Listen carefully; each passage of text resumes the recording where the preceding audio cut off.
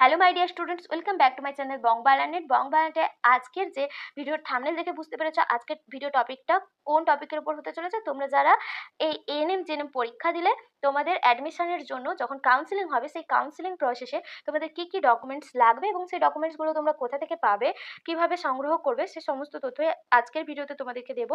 সেজন্য বলবো স্কিপ না করে পুরো ভিডিওটা দেখো। তোমাদের জন্য ভিডিওটা খুব গুরুত্বপূর্ণ হতে চলেছে এবং ভিডিওটি যদি ভালো লাগে বন্ধুদের সাথে প্রচুর প্রচুর শেয়ার করে দিও, কারণ তোমাদের বন্ধুদেরও এই তথ্যগুলো জানা দরকার। কারণ এখন থেকে এই ডকুমেন্টসগুলো রেডি না করে রাখলে পরে কিন্তু তোমরা অসুবিধায় পড়বে যখন ভর্তি হতে যাবে। তোমরা গভর্নমেন্ট কলেজে ভর্তি হও বা প্রাইভেট কলেজে, তোমাদের কিন্তু এই ডকুমেন্টসগুলো প্রয়োজন হবে। তো চলো দেখে নিই কী কী ডকুমেন্টস তোমাদের দরকার। প্রথম দেখবো কী কী ডকুমেন্টস দরকার। দেখো, ফার্স্ট যে ডকুমেন্টসটা দরকার তার মধ্যে বার্থ সার্টিফিকেট বা ক্লাস 10-এর অ্যাডমিট কার্ড। বার্থ সার্টিফিকেটও যাদের আছে সেটাও দিতে পারো, অথবা যাদের বার্থ সার্টিফিকেট নেই ক্লাস 10-এর অ্যাডমিট কার্ড হলেও চলবে। এর পরে যেটা লাগবে সেটা হলো ক্লাস 12-এর মার্কশিট অ্যান্ড সার্টিফিকেট। তোমরা যে 12-এ পাস করে এসেছো তার মার্কশিট এবং সার্টিফিকেট ওটা লাগবে। এরপরে যেটা লাগবে তোমাদের ডব্লিউবি এএনএম জেএনএম এর যে র্যাঙ্ক কার্ড, তোমাদের স্কোরের ওপর ভিত্তি করে কত নাম্বার পেয়েছো তার উপর ভিত্তি করে তোমাদের যে এএনএম র্যাঙ্ক বা জিএনএম র্যাঙ্ক, তোমরা যে ট্রেনিংটা করতে চাইবে সেই এএনএম জেএনএম এর যে র্যাঙ্ক কার্ডটা সেটা লাগবে।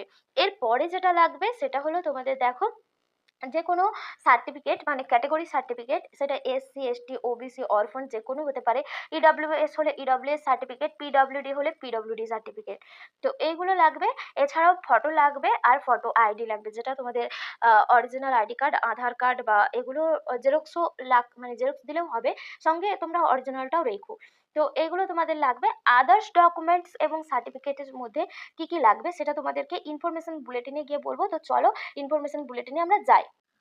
তো দেখো, এটা তোমাদের 2024-এর ইনফরমেশন বুলেটিন। এই ইনফরমেশন বুলেটিন থেকে তোমরা সমস্ত তথ্য পেয়ে যাবে তোমাদের ডকুমেন্ট ভেরিফিকেশনের সময় কি কি জিনিস লাগবে। তো তোমাদেরকে একটুখানি দেখিয়ে দিই। দেখো, এখানে বলেছে ডকুমেন্ট ভেরিফিকেশনে তোমাদের অ্যাডমিট কার্ড, এনএম, এই যে rank card issue by based on information provide by candidate, all verification আর done during after counselling or admission by the allotted institute. তোমাদেরকে চয়েস ফিলিং করতে দেওয়া হবে। সেই চয়েস ফিলিংয়ের ওপর ভিত্তি করে তোমরা যে যে কলেজ পাবে সেই কলেজে ইনস্টিটিউশনে গিয়ে তোমাদের কাউন্সিলিং হবে বা অ্যাডমিশনের সময় তোমাদেরকে এই সমস্ত ডকুমেন্টসগুলো দেখাতে হবে। আর ডকুমেন্টসগুলো যদি না মেলে তাহলে কিন্তু সেক্ষেত্রে এখানে বলেছে if during verification any candidate claim is found invalid at that time his or her category rank will be cancel. তুমি যতই ভালো র্যাঙ্ক করো, সেক্ষেত্রে তোমার যদি না এই ডকুমেন্ট ভেরিফিকেশনের সময় ডকুমেন্টসগুলো যদি না মেলে, সেক্ষেত্রে কিন্তু তুমি ভর্তি হতে পারবে না। তো সেই জন্য তোমাদেরকে এই সমস্ত যে ডকুমেন্টসগুলো ভালো করে রেডি করে রাখতে হবে এবং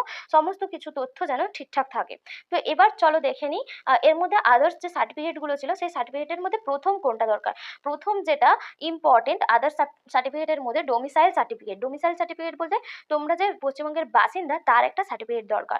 তো তোমাদের দেখো 31/12/2023 এই পর্যন্ত লাস্ট 10 ইয়ার্স তোমাদেরকে ওয়েস্ট বেঙ্গলে থাকতে হবে, তবেই তোমরা এই ডোমিসাইল সার্টিফিকেটটা করতে পারবে। এই ডোমিসাইল সার্টিফিকেটটা এনএম আর জেএনএম দুটো ভর্তির ক্ষেত্রেই কাজে লাগবে। তো এখানে দেখো কোন কোন ডোমিসাইল সার্টিফিকেট দেওয়া রয়েছে। এখানে as proforma A1, proforma A2 or proforma B, এই তিনটার মধ্যে যে কোনো একটা থেকে তোমরা ডোমিসাইল সার্টিফিকেট বানাতে পারো। এর মধ্যে প্রোফর্মা A1 আর প্রোফর্মা বি এই দুটো যখন তোমরা করবে, সেক্ষেত্রে তোমাদেরকে ডেপুটি ম্যাজিস্ট্রেট মানে ডিএম বা এডিএম বা deputy magistrate, deputy collector, sub divisional officer, block development officer বা superintendent police, additional superintendent police, commissioner, additional commissioner, joint commissioner, deputy commissioner, এনাদের কাছ থেকে তোমাদেরকে সাইন করে আনতে হবে। ওই যে প্রোফর্মা A1 বা প্রোফর্মা বি, ওইগুলো আমি তোমাদেরকে পরে নিচে দেখাচ্ছি। ওইগুলো যখন তোমরা বের করার পরে তোমাদের সমস্ত তথ্য ফিল আপ করে এনাদের কাছ থেকে তোমাদেরকে সাইন করে আনতে হবে। তো এই সাইনটা হলেই ওই ডোমিসাইল সার্টিফিকেটটা তোমাদের মোটামুটি রেডি হয়ে যাবে। এখানে দেখো যে এখানে কিন্তু তুমি ডোমিসাইল সার্টিফিকেটে other elected respective such as municipal commissioner, council of municipal corporation, municipality member, এনাদের কাছ থেকে কিন্তু এই যে জিটিএ, এমএলএ, এমপি, এনাদের কাছ থেকে সাইন করে আনলে কিন্তু সেটা অ্যাকসেপ্টেবল হবে না। ওপরে যাদের নাম দেওয়া আছে তাদের কাছ থেকে এটা করতে হবে। এটা একটু কঠিন। প্রোফর্মা A1 বা প্রোফর্মা বি এর যখন তোমরা ডোমিসাইল সার্টিফিকেট বের করবে, তখন একটু এদের মানে ব্লক ডেভেলপমেন্ট অফিসার এনাদের কাছ থেকে সাইন করে আনতে হবে। কিন্তু তোমাদের যদি প্রোফর্মা A2 এটা করো, এই ডোমিসাইল সার্টিফিকেটটা করো, এক্ষেত্রে কিন্তু খুবই ইজি। এক্ষেত্রে তোমরা যে যেখান থেকে 12 পাস করেছো, তো সেই যে ইনস্টিটিউট বা স্কুল রয়েছে সেই স্কুলের হেডের কাছ থেকে সাইন করে এই তোমরা ডোমিসাইল সার্টিফিকেটটা বের করতে পারবে। প্রোফর্মা A2 এর ক্ষেত্রে ভালো করে বুঝে নাও, প্রোফর্মা A1 বা B, 3টা তোমাদের ডোমিসাইল সার্টিফিকেট এখানে দেওয়া রয়েছে। 3টা এতে প্রোফর্মা A1, A2 আর B। এর মধ্যে প্রোফর্মা A1 বা Bটা করতে গেলে তোমাদেরকে ব্লক ডেভেলপমেন্ট অফিসার বা ডিএম বা অ্যাডিশনাল ডিস্ট্রিক্ট ম্যাজিস্ট্রেট তাদের কাছ থেকে সাইন করে আনতে হবে। কিন্তু প্রোফর্মা A2 যদি করো এটা খুব ইজি, তোমরা যে স্কুল থেকে 12 পাস করেছো সেই স্কুলের যে হেড স্যার বা হেড ম্যাডাম তাদের কাছ থেকে সাইন করালেই হবে। তো এটা গেল তোমাদের ডোমিসাইল সার্টিফিকেট, যেটা খুব ইম্পর্টেন্ট। এটা এখন থেকেই তোমরা রেডি করে নাও, কারণ এগুলো করতে একটু সময় যায়। তো তোমরা বেশিরভাগ ক্ষেত্রে আমি বলবো খুব ইজি, যেটা প্রোফর্মা A2 ওই ডোমিসাইল সার্টিফিকেটটাই করো। তো ওখানে তোমাদের যে ইনস্টিটিউশনের হেড তার কাছ থেকে সাইন করে এটা রেডি করে নাও। এরপরে তোমাদের যেটা লাগবে দেখো, SC STদের যে কাস্ট সার্টিফিকেট বললাম, আর যেটা তোমাদের OBC AB তাদের যে NCL সার্টিফিকেট, এই সার্টিফিকেটটা কিন্তু নতুন করতে হবে তোমাদেরকে, কারণ এটা তোমাদের পুরনো সার্টিফিকেট হলে চলবে না। দেখো তোমাদের এখানে বলেছে NCL certificate issued by competent authority on after 1/4/2024 during counselling or admission. তোমাদের যে এপ্রিলের 1 তারিখের পর থেকে যে NCL সার্টিফিকেট থাকবে সেটাই কিন্তু তোমাদের গ্রহণযোগ্য হবে কাউন্সিলিংয়ে বা অ্যাডমিশনের সময়। সেই জন্য NCL সার্টিফিকেট পুরনো কিন্তু হবে না। 2023-এর কোনো সার্টিফিকেট এখানে তোমরা কাজে লাগাতে পারবে না। ডোমিসাইল সার্টিফিকেটও তোমাদের 2024-এ রেডি করতে হবে।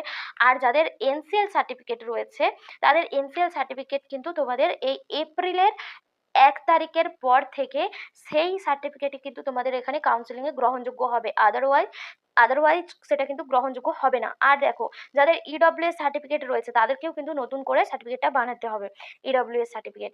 আর যারা পিডব্লিউডি ক্যান্ডিডেট রয়েছে তাদের পিডব্লিউডি ক্যান্ডিডেটদের ক্ষেত্রে তাদের যে ফিজিক্যালি রিপোর্টটা সেটা করা হবে IPGMER অথবা SSKM হসপিটাল থেকে। তো এইগুলো একটু তোমরা দেখে রাখবে, ইনফরমেশন বুলেটিনের মধ্যেই তোমাদেরকে এগুলো সব দিয়ে দেওয়া হয়েছে।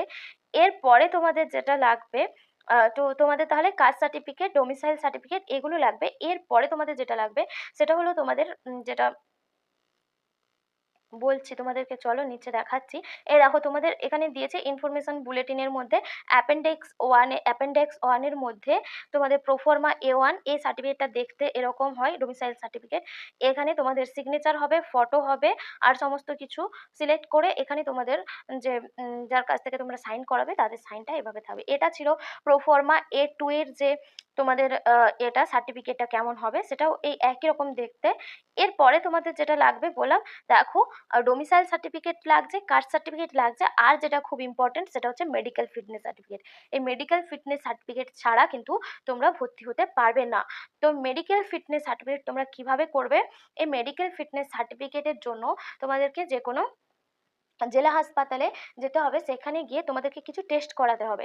তো সেই টেস্টগুলো কি কি একটুখানি নিচে দেখিয়ে দিচ্ছি। দেখো ফিজিক্যাল এক্সামিনেশনের মধ্যে তোমাদেরকে তোমাদের এই যে ব্লাড প্রেশার, আর যেটা হচ্ছে ইউরিন টেস্ট, ইউরিনের মধ্যে অ্যালবুমিন আর সুগার টেস্ট, ব্লাড টেস্ট যেটা TC DC ESR এগুলো এবং হিমোগ্লোবিন কাউন্টিং এগুলো করতে হবে। আর যেটা তোমাদেরকে করতে হবে লাংস এক্স-রে, মানে চেস্টের এক্স-রে একটা করতে হবে। এই জিনিসগুলো তোমরা কয়েকটা রেডি করে রাখবে। এগুলো তোমরা যে কোনো জেলা হাসপাতালে সদর হাসপাতালে গেলেই কিন্তু এগুলো বিনা পয়সায়, তোমরা যদি বলো আমরা NM জেএনএম ক্যান্ডিডেট, তো আমরা হচ্ছে কি ফিজিক্যাল ফিটনেসের এই সমস্তগুলো করতে চাই, তোমাদেরকে বিনা পয়সায় করিয়ে দিবে। তোমরা এগুলো করে নেবে, ব্লাড টেস্টটা করাবে, ইউরিন টেস্ট, অ্যালবুমিন সুগার এটা করাবে, আর এই যে এক্স-রে যেটা রয়েছে এটা করিয়ে নেবে। দিয়ে করার পরে তোমাদের এই যে যেটা মেডিকেল ফিটনেসের যে এই সার্টিফিকেটটা এটা বের করবে। বের করার পরে এই যে পার্সোনাল ইনফরমেশন যেগুলো রয়েছে এগুলো কিন্তু নিজে ফিল আপ করবে না, এগুলো তোমাদেরকে যে কোনো MBBS, ন্যূনতম MBBS পাস করা ডাক্তার, যে কোনো ডক্টর বা MD পাস করা হতে পারে, তাদের কাছে নিয়ে গিয়ে এগুলো ফিল আপ করাবে। বাকি ফিজিক্যাল ফিটনেসের যা আছে তোমাদের যে রিপোর্টগুলো সমস্ত কিছু এগুলো ফিল আপ করাবে। আর নিচের দিকে দেখো এখানে তোমাদের যার কাছে MBBS ডক্টর হোক বা যার কাছে সাইন করাবে তার ডিগ্রি লিখবে, তিনি তার রেজিস্ট্রেশন নাম্বারটা দিবে এবং তার অফিসিয়াল সিলটা এখানে দেবে। দিয়ে তোমাদের নামে এই সার্টিফিকেটটা রেডি করে দেবে।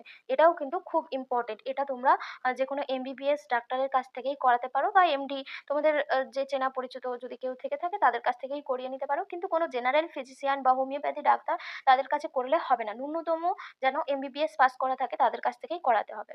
তো তোমাদের এই সমস্ত ডকুমেন্টসগুলো এখানে তোমাদের ফিজিক্যাল যেটা মানে তোমাদের কাস্ট সার্টিফিকেট লাগছে, ডোমিসাইল সার্টিফিকেট লাগছে, আর মেডিকেল ফিটনেসের এই সার্টিফিকেটটা লাগছে। এগুলো আদার সার্টিফিকেটের মধ্যে। আর প্রথম যেগুলো ডকুমেন্টসগুলো বললাম সেগুলো, এই সমস্ত ডকুমেন্টসগুলো তোমরা কোথায় পাবে সেটাও বলে দিচ্ছি। দেখো, এটা তো তোমাদেরকে দেখালামই, ইনফরমেশন বুলেটিনের মধ্যেই এই সমস্ত ডকুমেন্টসগুলো রয়েছে। তোমরা এই সমস্ত পেজগুলো এ থেকে তথ্যমিত্র থেকে বা কোথাও থেকে বের করে নিতে পারো, মানে সার্টিফিকেট গুলো। বা তোমাদের দেখবে এএনএম জেএনএম ওয়েবসাইটে ঢুকে তথ্য পুস্তিকা বলে রয়েছে, সেই তথ্য পুস্তিকা থেকেও কিন্তু তোমরা এই সমস্ত সার্টিফিকেটগুলো পেয়ে যাবে। সেগুলোকে সমস্ত কিছু বের করে ফিল আপ করে যার যার কাছ থেকে সাইন করাতে বললাম, সাইন করিয়ে এগুলোকে রেডি করে রাখবে। তো তোমাদের এই ডকুমেন্টসগুলো লাগবে।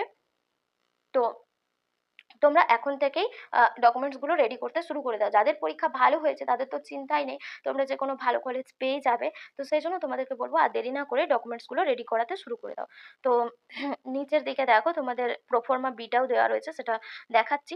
ওপরের দিকে প্রোফর্মা A1 আর A2 দেওয়া রয়েছে, এখানে নিচে দেখো প্রোফর্মা বিটা দেওয়া রয়েছে। তো এইগুলো ছিল আজকের তোমাদের ভিডিওতে তথ্য। তোমাদের ভিডিওটা যদি ভালো লেগে থাকে অবশ্যই লাইক করো এবং বন্ধুদের সাথে প্রচুর প্রচুর শেয়ার করে দাও। এই সমস্ত ইম্পর্টেন্ট ডকুমেন্টসগুলো কিন্তু এখন থেকে রেডি করতে শুরু করে দাও। আজকের ভিডিও এখানেই শেষ করছি, আবার দেখা হবে পরবর্তী একটা ভিডিওতে। ততক্ষণ তোমরা সবাই খুব ভালো থেকো, সুস্থ থেকো। আজকে টাটা।